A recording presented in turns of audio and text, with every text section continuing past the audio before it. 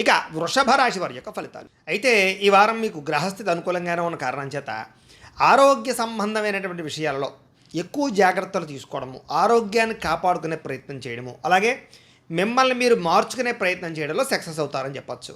అయితే వృత్తిపరంగా కానీ ఉద్యోగపరంగా కానీ ఎటువంటి ఇబ్బందులు ఎదురైనా, ఎటువంటి సమస్యలు ఎదురైనా సరే వాటిని చాలా సునాయాసంగా ఎదుర్కొనే ప్రయత్నం చేయగలుగుతారు.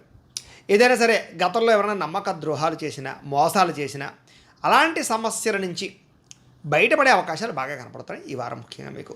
అలాగే మీ రిలేషన్షిప్స్ అంటే జీవిత భాగస్వామితోటి కానీ, లేకపోతే కనుక ఫ్రెండ్స్ తోటి కానీ, బంధువులతోటి కానీ, లేదా పని చేసే చోట కానీ, అన్ని చోట వ్యాపారాలు చేసే చోట రిలేషన్షిప్స్ బలపడతాయి. అంటే అన్యోన్యతలు బాగా పెరుగుతాయని చెప్పచ్చు.